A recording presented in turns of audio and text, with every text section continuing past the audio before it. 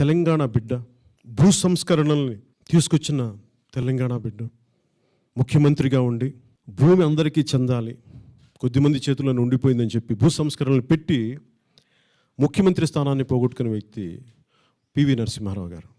ఆ తర్వాత అనేక ఒడిదుడుకుల్లోనే ఇక్కడ లేకుండా చేశారు ఆయన్ని.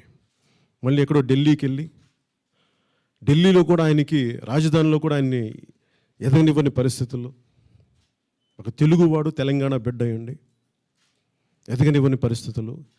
కానీ కాలం ఎంత గొప్పది అంటే రాజకీయాలు దూరంగా వద్దామని వచ్చేసే పరిస్థితుల్లో తిరిగి ఆయన ప్రధానమంత్రి అయ్యారు. ఈ రోజున దేశం అంతా ఇంత అభివృద్ధికి ఉంది అంటే ఆయన వేసిన బాట, ఆర్థిక సంస్కరణలు తీసుకొచ్చిన పివి నరసింహారావు గారిని మనస్ఫూర్తిగా గుర్తు చేసుకోవాలి.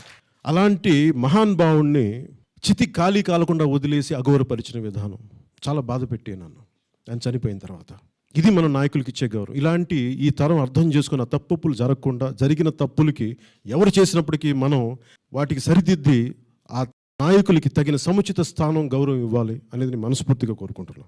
తెలంగాణ బిడ్డ, భూ సంస్కరణల్ని తీసుకొచ్చిన తెలంగాణ బిడ్డ, ముఖ్యమంత్రిగా ఉండి భూమి అందరికీ చెందాలి, కొద్దిమంది చేతుల్లో ఉండిపోయిందని చెప్పి భూ సంస్కరణలు పెట్టి ముఖ్యమంత్రి స్థానాన్ని పోగొట్టుకునే వ్యక్తి పివి నరసింహారావు గారు.